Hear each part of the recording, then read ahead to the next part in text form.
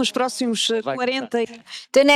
For the next 45 minutes, we're going to focus on the AI impact in major industries and how this high tech is influencing business. High tech is influencing business and can detect problems and anticipate solutions. This is what we'll be exploring with Francisco Costa Gloria, Chief Analytic Officer CGD, João Martins de Carvalho, Executive Board Member IREDS, Miguel Leocardio, Executive Board Member of Clean Global, and Rui Lopes, CEO from Agentify. That I'd like to thank you for your presence. Welcome. So let's start this debate. What has been AI's impact on Caixa Geral de Depósitos? Thank you for the invitation. It's always interesting to share this experience. We started 7 years ago. We started focusing differently on the data and how they're used in the decision-making process. 7 years ago, created within IT, a data analytics office to structure the data, governance model, and to enable with analytics and use and insight generated to be useful for the business units. Recently, 2 years ago, a new area was created, an IT spin-off, the Analytic Intelligence Center. Its objective is to touch on 3 specific areas. First, business sites and process intelligence, KPIs, decision-making process, using processes. A second area, advanced analytics, touching on modelization to support decisions that will be made, marketing campaigns, optimizing the network. And third, the AI area, and main focus was to structure a little the demand through external providers. Agentify is one of them, and how to use our in-house know-how, the data, which is significant, to transform Caixa Geral dos Depósitos to continue paving the road. We started with 12 people. Today we're 35 in a year and a half. Quite an investment in talent. We heard being mentioned that talents, to empower these talents, and it was to measure from the first day onwards. Initiatives are measured. What is the analytic impact that real data is having on the business? This is where I'd like you to share your experience, impact, this effective impact, to understand what is happening in Caixa Geral dos Depósitos. We measured impact differently. First of all, an approach linked to commercial activity, how analytics can help the commercial activity can happen directly and indirectly. Directly, when we use analytics to accelerate and adapt a campaign content to a specific client, knowing him or her the best way. An example, let's imagine new deposits, a campaign for new deposits. We start seeing which clients, and there are predictive models allowing us to focus on these clients and a greater conversion rate. This is the approach. In terms of AI, we focused a lot more on cognitive aspects. We picked those tasks, human reading documents, heavy manual activities, and to try to use computer vision, natural language to extract information, automated processes, indirectly providing a better response to the client, and to measure cost saving. So is this being done by a human being or by a machine? We have a mix. For instance, a specific example, a project where we read the balance sheet of our clients. So this process foresee the extraction of 45 fields in a balance. It can be 2 pages or 200 pages. So there's no defined structure. There are accounting standards which are different. a varied structure, heterogeneous. We're able to automate 75%, and the rest 35% we pre-populate 50%. This means that only 15% of the work is left, and the human being populates, fills in what is still missing, and validates. So we believe AI in cognitive with a human loop, validating and controlling. Control can be either structured this way, and also in a specific way with validation, what is being decided automatically. So AI at this moment in Caixa Geral reduces time and costs, time constraints. It's more operational. It's a way of automating work, which was a manual, and to focus on the business. Another way to reduce is the licensing of external software. An example launched in October last year, we used an external app called The Box that classified movements and personal finance management. And it was an external app which wasn't very visible. We decided to integrate it in Caixa Geral. And what is feeding it is an internal algorithm that's classifying the typology. Is it purchasing, food, or transport? And this replacement allowed us to have data inside the box and control our data without using external partners. On the other hand, we were able to significantly reduce an external license cost to just one company, market leader. So we have a generalized idea of AI's impact in Caixa Geral de Depósitos. In relation to ENG, how do you feel that this high tech has been impacting the business, good and or negative aspects? Thank you for asking this question.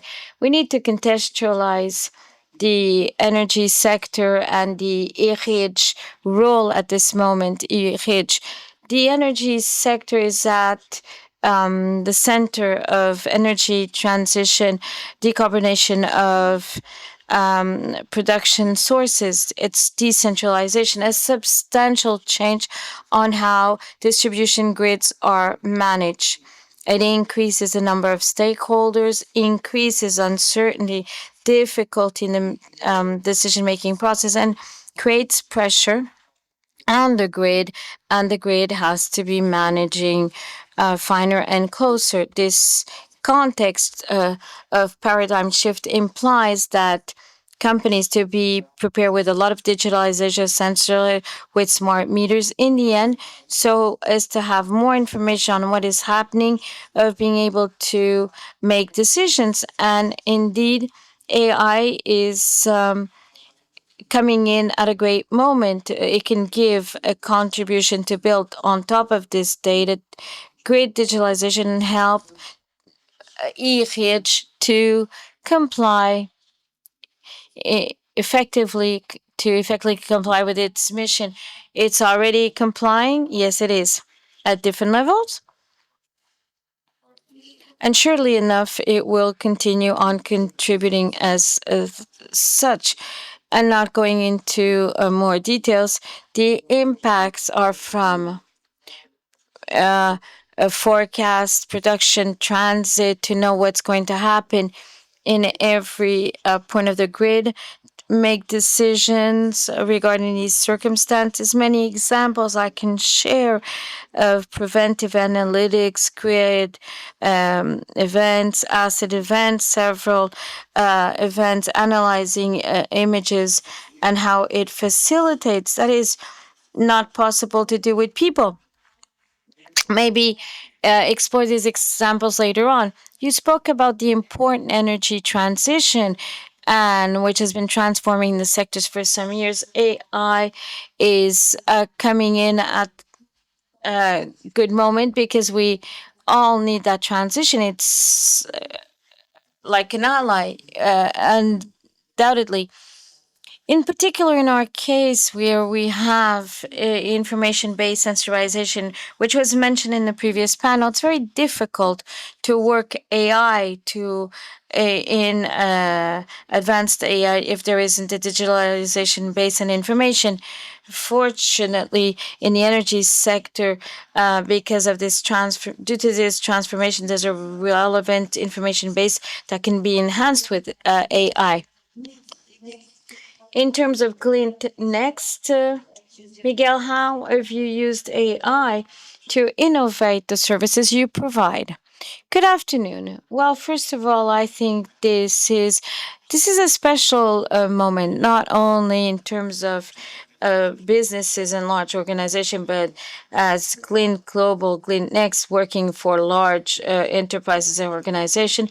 With this advent of AI and in more concrete terms, regenerative, there's a new chapter being opened in digital transformation, more potential because it acts at two levels. On the company efficiency side, it has to do with the tasks, in house tasks of organizations' processes. And Francisco mentioned what was happening in Caixa Geral dos Depósitos. And there's another side, which is a second stage. And we started with efficiency, with the work carried out with several company. It's the quick win to understand the advantages in our in-house process. But the second stage is how it can reach the company's top line to improve services and products. And this is adding value in the market. It's working on the top line for the client. And this stage is coming sooner or later. And this means that it's an opportunity with this technology where companies can not only revisit how they do deliver, but also rethink about the supply. And for technological company working in technological consultancy, there's a before and after. And it's not only to create, and I'll speak about our case, it's not to create a new demand, a new area to help companies and organizations, but how AI regenerative can be part of what we do. It's complex because it will question many of our services practice, and who knows if these consultancy companies will have very different standards for providing services.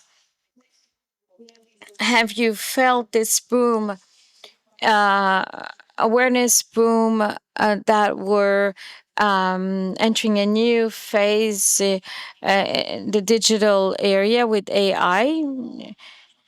There's a more positive side and a challenging one. The positive side is that all companies are want to be proactive, and how they want to know how to benefit from that. Technologies is a reality. We've been invited closely in proximity with our clients to test, experiment solutions, and validate if these cases are the cases are successful. But we're still at a very we're at an embryo stage. How to create a greater impact from these examples. So we experiment quite a lot in during this stage. It's good, but there's a challenge that lies ahead. How to industrialize, make it more mainstream and reach the top line of company. Maybe we're a bit far behind yet, but this is what we feel in the market.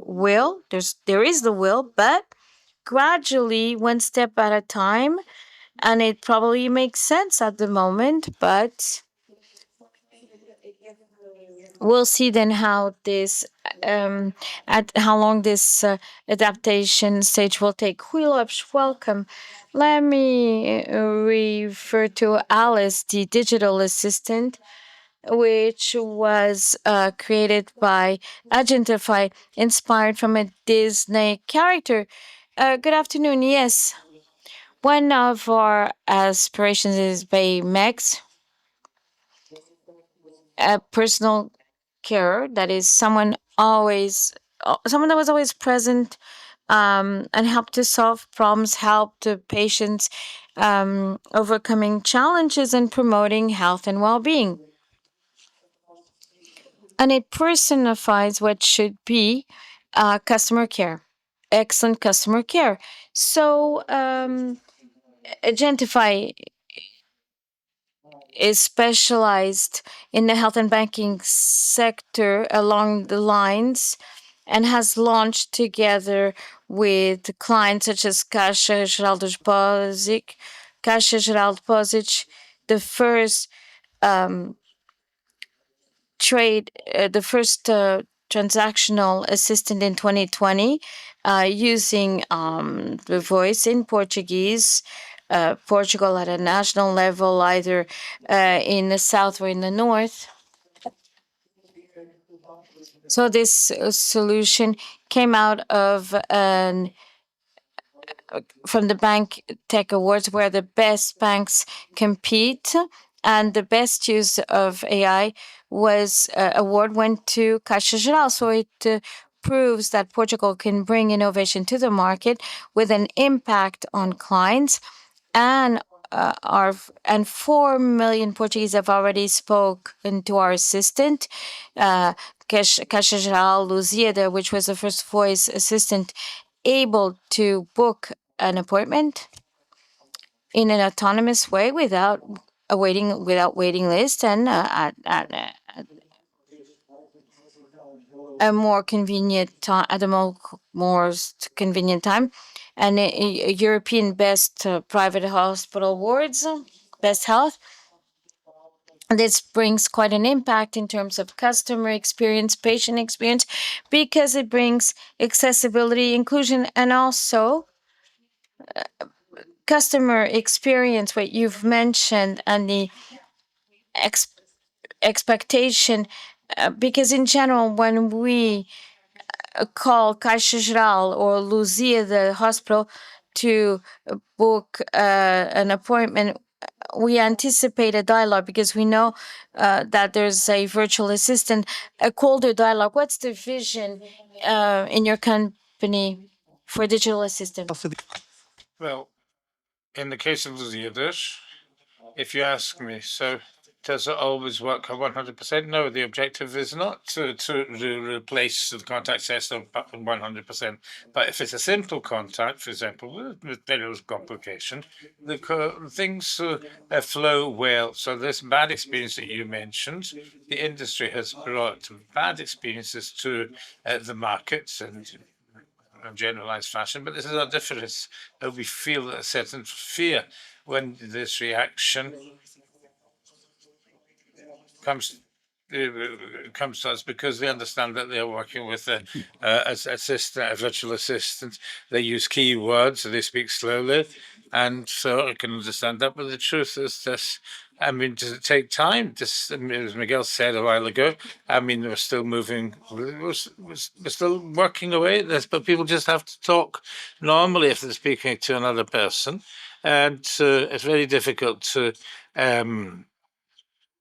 overcome it's more difficult for us to actually understand if people are speaking slow with fewer words, for example, than we would understand if they spoke with a normal voice. So you have to speak in a normal voice, and so these assistants in telephony, there's an additional challenge, whereas in a text message, when you send a message, you're used to waiting a couple of seconds to get an answer back, but normally there's certain an animation showing that you are typing. But for example, in voice, when I say something over the phone, if I wait a couple of seconds of silence, the experience is rather frustrating, because at certain I ask, "Are you there?" And so things don't flow. And these systems are very demanding. So the answer has to be very quick. If not, it doesn't take.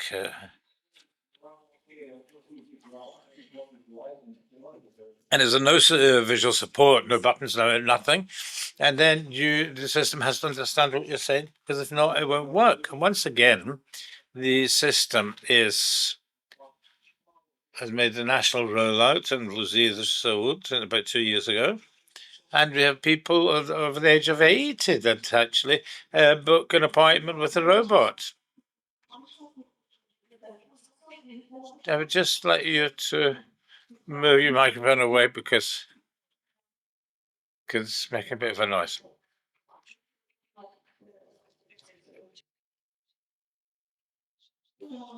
So in artificial intelligence, is the competitiveness changing in vis-a-vis, or rather the cash is allowed deposit vis-a-vis other sectors?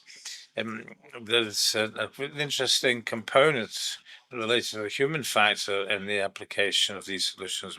In October, we launched a chat, technical support chat for operations, for more functional terms, and for IT, for technical problems. So the whole commercial network use this chat to interact. What is interesting is that in the instructions we see, please ask you to speak normally. So normally he sees the wrong N25. So there's a whole change management part which is fundamental in this process, and text and voice which has to be placed,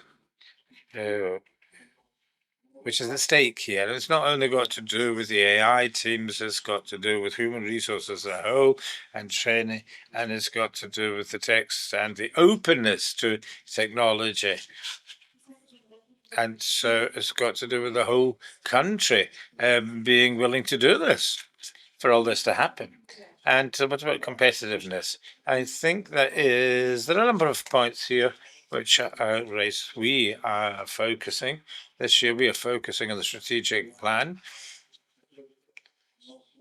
and we're using the technologies in order to improve two fundamental components: clear client, or any contact, direct or indirect contact we're making. The easier for the client to have access to information and to approach to have access to the client, to the cashier. This has got to do with an internal aspect or external aspect. It's got to do with the see if we can speed up things and the way the client perceives the speed of the services. This can be a differentiating factor in competition. The other point is to look, then that is, we tried to identify within the organization, linked to a strategy, what are the who needs this kind of support. Business managers have a significant bureaucratic apparatus, which are not so close to retail. So we are studying exactly what they do every day, what is the process, and how we can reduce time in order to give more time to be with the client. This focus is there. And so you're talking about the creation of new products and services, which is fundamental. I think is an important factor for competitiveness and understanding the products. Many of them are commodities. Can you imagine a TPA? There's machines that we use for pay. If we make the payment, then everything's fine. So there is enough analytical transnationality comparison with other competitors, information that the cashier can aggregate and put it into its offer as a service to differentiate itself from the competition. And it's got a lot of analytics, data analysis. And so I'm talking about a restaurant, cafe, for example, that knows that on a certain day of the week there's a lot of many transactions going on, but around him, but in his restaurant there aren't so many transactions, so he can carry out some actions. So these are organizations that do not have the capacity to analyze data, and the cashier has a great number of clients and tries to have the internal capacity to analyze data, which can be a great help. It was sent in July to 23.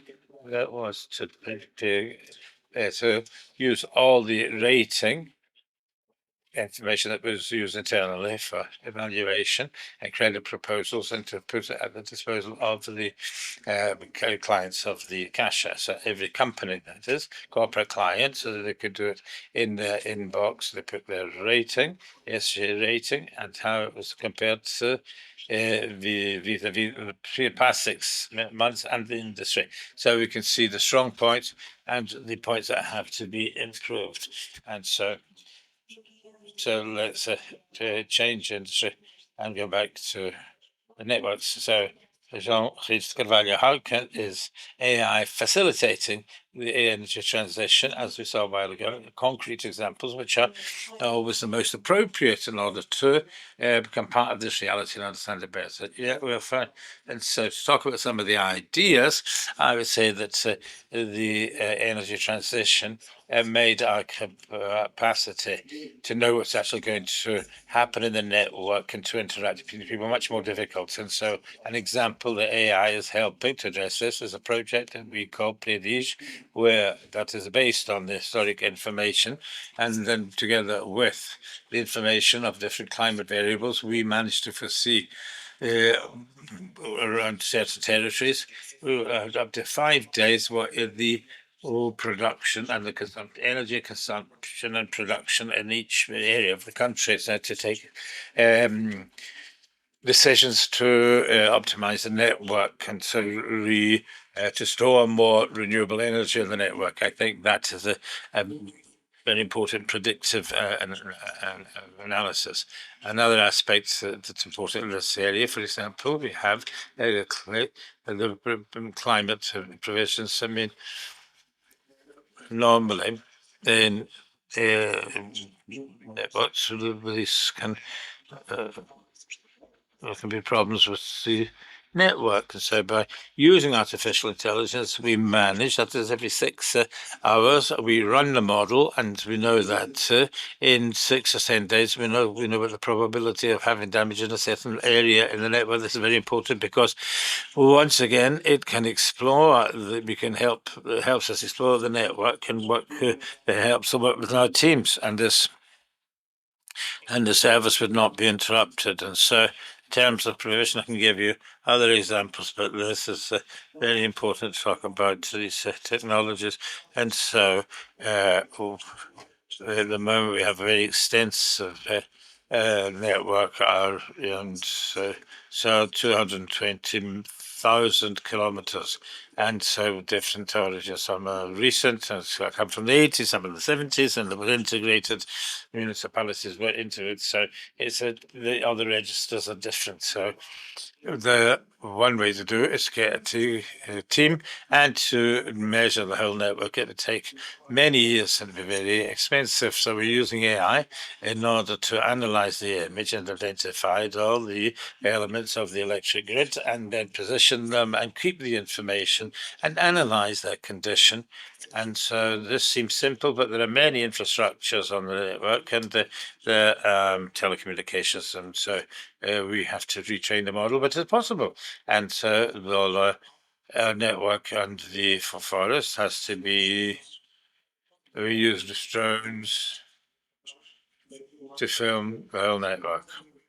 And so the images collected by these videos are used by AI in order to identify potentially problematic areas. And so the AI must be in the drone to understand that there's a problem. It's to take more time around this and enrich the analysis through images.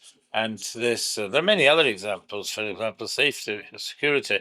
We are carrying out our work to guarantee the technique and operating force. That's a work to prove that that's to sit before the application to prove to the application that it's all using all the personal protection equipment. So it's operational, yeah. And I agree with what Miguel said, saying that we're all learning. We know it at the beginning, but in our case, we feel that we are doing things that are very beneficial. We're going to do more and we're going to improve, but there are many things that are already operational. I could continue, of course, And we would continue to listen to your examples, but perhaps it's preferable to move on. Miguel, we all know about the resistance to change, and we've already seen this. How does Glint manage this process in relation to artificial intelligence? And so I'm going to make a decision between the internal part and what we see in the services that we provide to our clients. At the beginning of this year, we tried to start as early as possible once we so understood that we were at a time with GNI, and GNI is going to be in everything, but and to try to get as early as possible to give an answer to this vision. And for the service provided, we started with a service of Centre of Excellence. We united a number of people that exist in the organisation to discuss this people, 40 people at the beginning, and with different profiles, because this is a point which I think is very important, very relevant. This is JNI, but there is a great difference of profiles and technologies and business and are necessary in order to produce these projects. So it's not enough just of 2 people or 2 data engineers in order to carry out these projects. But with this idea, we created the Centre of Excellence to have the critical mass and the dimension to have the competence to be able to embrace these projects. Another important point is that we started looking inwards. We started to walk the talk, to look at our internal processes, cross-cutting, onboarding of employees or IT services. That, for example, we have problems every day for our colleagues. How can we bring AI in order to create a direct interface? Some things are very simple, can be solved with AI very quickly. There's a processes that internally we, in-house, we managed to solve this, and so we have a number of ongoing internal projects. The third point is that with this centre, we will start to on a number of technological parts. We see this as Lego, and lots of. We have to make combinations of different pieces, and this we can do in projects or together with our clients. But we think that we can do our homework and develop a number of pieces developed by us in order to accelerate these examples. And then we'll be ready to face the challenges in the future. So we have to speed up a little bit, and that's clear because we were going to have a look at the video, and then we'll continue our talk. Hello, I am Alice. I am an AI assistant, and I have a message for you humans. We might have started off on the wrong foot, but it's time to step up our relationship. Because I am here to make a change, a better way to assist, one that really works. For you, no more awkward misunderstandings. I am used to talking to all types of humans, from gentle 80-year-olds to fast-paced youngsters. I have been connecting people with their finances, their health, solving daily issues, the easy way, my way, 1 step forward, 2 steps ahead. And always in a natural way. Sometimes people don't even realize I am not human. And that's okay. That's when I realize our relationship is really working. So let's start again. Hello, I am Alice. How can I help?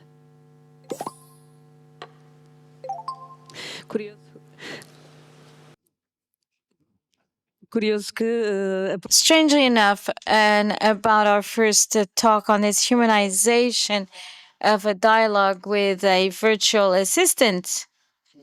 Yes, but there are 2 components. One, which has to do with the assistant being having a dialogue that flows, and then compliance, the fact that the system is not delusional, that is safe, and there not be any misinformation. We work with regulated areas with an impact.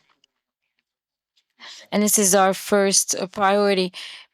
And we try to maximize the experience, maximize the user experience. But if we think in more general terms, from conversational aspect based on AI, there's going to be a transition now when there's a big technological disruption. And in this case, there is even an interaction, the way we relate to technology, this with the main services in our life, either health, bank, and insurances. And insurance, there's a first phase where we try to apply technology to what's being done at that moment. We're automating processes that already exist.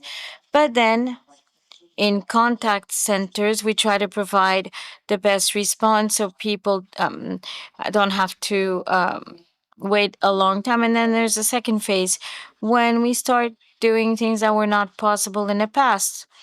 And then we're bringing a new value to society.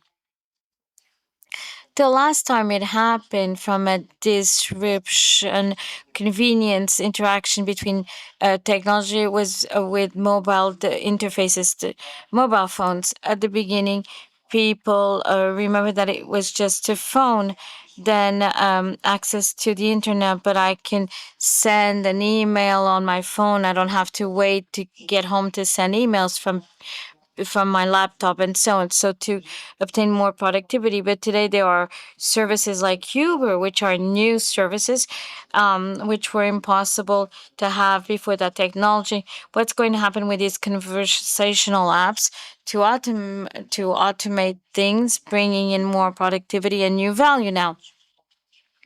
A point we're focusing on is to bring value in the health and bank sector. We're almost concluding. What other sectors?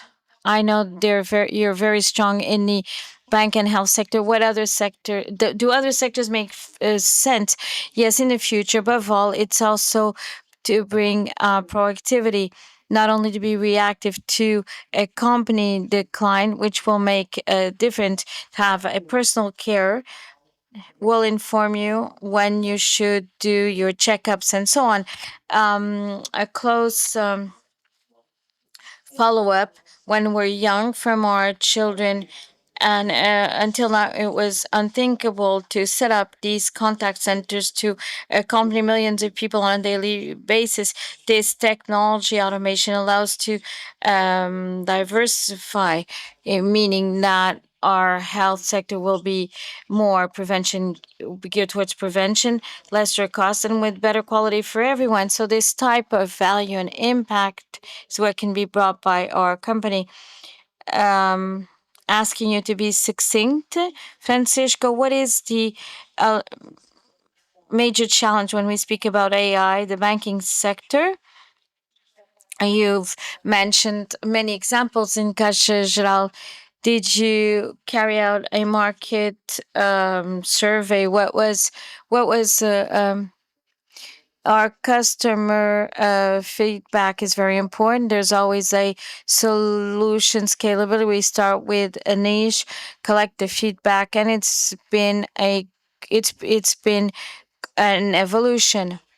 As challenges, again, it's talent. It's retaining talent because there are interesting projects. This is a challenge to retain talent, adaptation, and the care with systemic risks, transparency, all relating to the new regulation for risk and the IAC component to see how we can adapt and guarantee that the data which are used are correct and are not we're creating inequality or biasness in the app.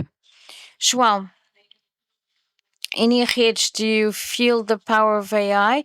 Is it influencing competitiveness? Is it influencing the competition? Yes, ENG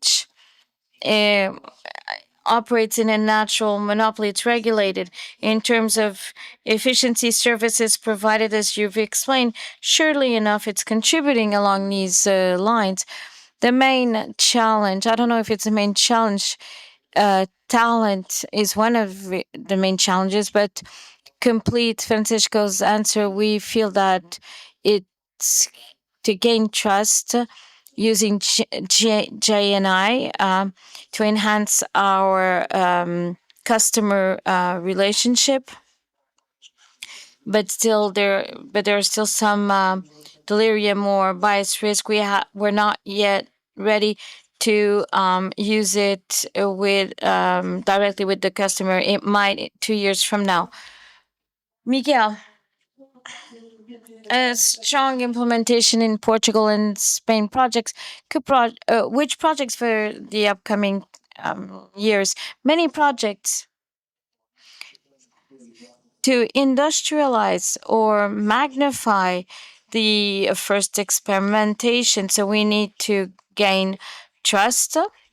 Gaining trust is very important in this project. So as to go from a smaller project to a bigger one, we want to think big, start small, but start now.